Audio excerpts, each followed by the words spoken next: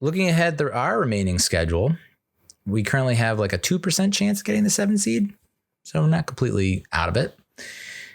Up to this point, we've had the toughest schedule in the division and the second hardest in the conference behind the Rams, who were 3-3. So as much as I like discounted the Rams and counted them out, holy crap, the Rams might be good. Like if they're facing the toughest schedule so far and they're coming out even, that's something that we have to keep an eye on because that's a game that we have to win later on.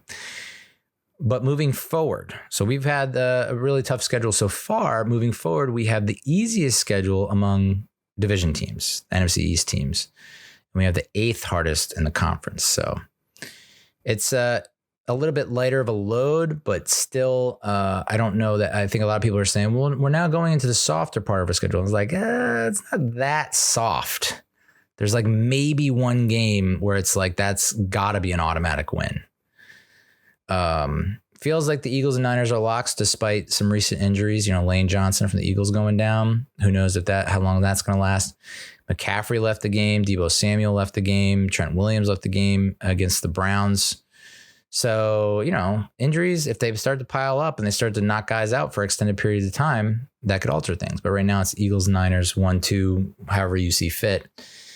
Lions feel like a lock as well. And don't look now, but could be the number 1 seed. It's like if they stay healthy and the Eagles and Niners continue to get dinged up, the Lions have the second easiest schedule in the conference and the easiest in their division. So it kind of feels like just hand them the NFC North and possibly the number 1 seed. Wow. I wouldn't count out Atlanta 3-3. I know they just lost the Commanders, but they do have the easiest remaining schedule in the entire conference and division, and I believe the league. So, if the Falcons can't make do with that and try and make it the run to the playoffs, it's like, I guess they have to, they're already bailing on Desmond Ridder. What? The Saints and Packers also have easier schedules than us. And those are the 2 teams that we have to face. So after the Commanders game, hopefully we get that dub.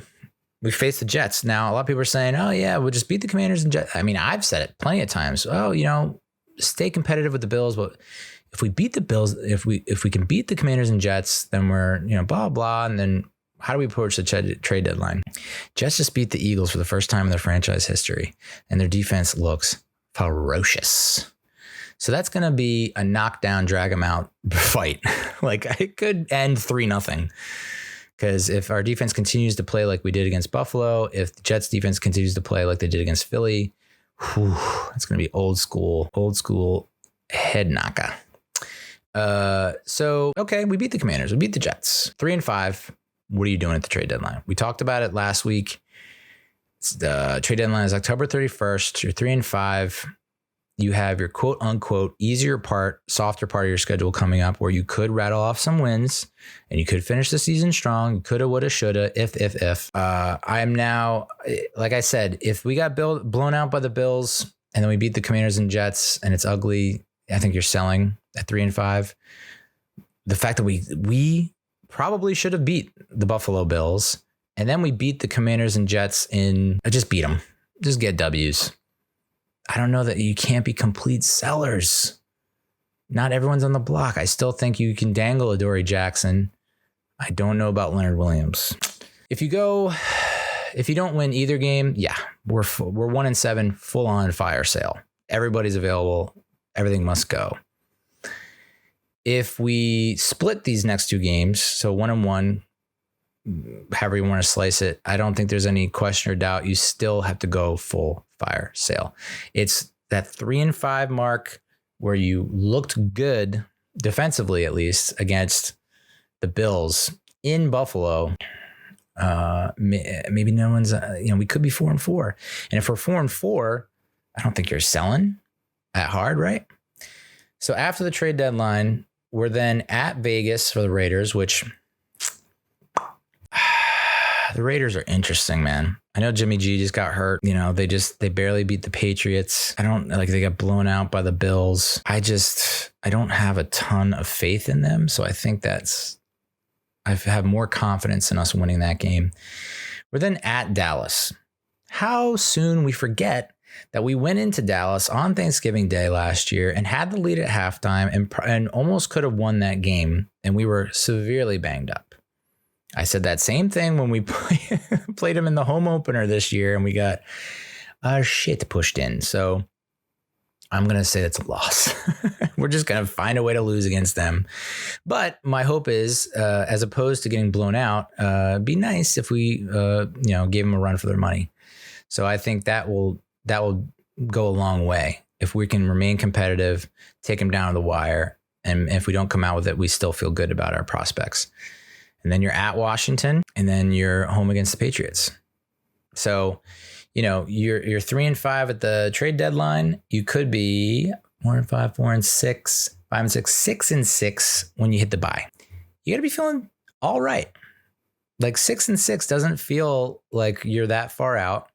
NFC, despite there are probably 3 or 4 teams that are like, that are probably going to continue to pile wins, but then the rest of that conference, they're kind of hovering around that, that 500 mark. So 6-6 with 1, 2, 3, 4, 5 to go. Yeah, I got to feel pretty good.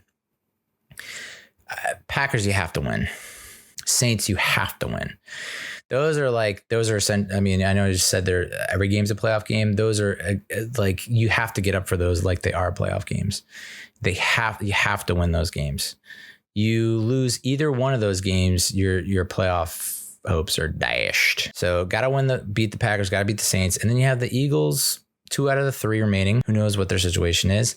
And the Rams, it's a Rams sandwich. We get the Eagles right around the sandwiching the Rams. Yeah, I mean, that's going to be a brutal 3-game stretch to end the season.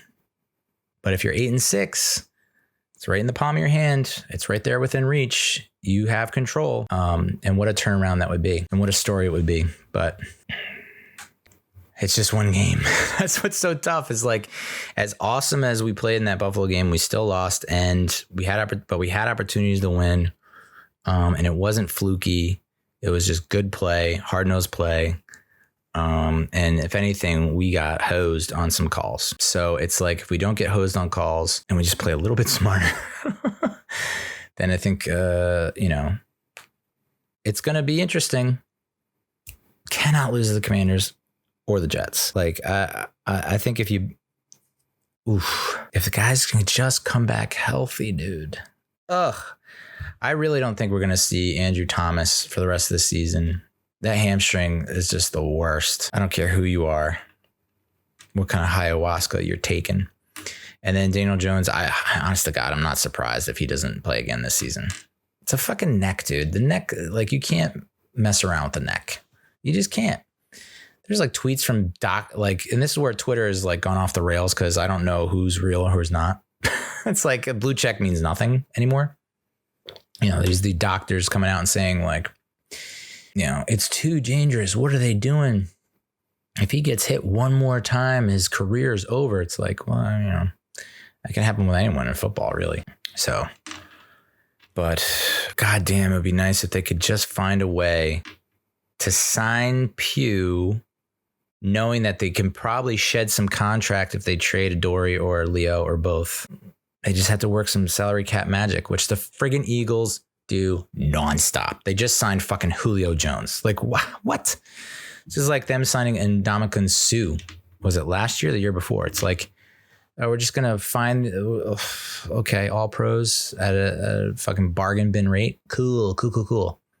And that's your depth. Dear God. So sign Justin Pugh. John Michael gets healthy. Andrew Thomas gets healthy. Patterson right guard, Evan Neal. I don't know. They were talking about like, let's put Pugh at right tackle and Evan Neal at guard. I'm like, mid-season feels like that could derail things. So that's the Giants.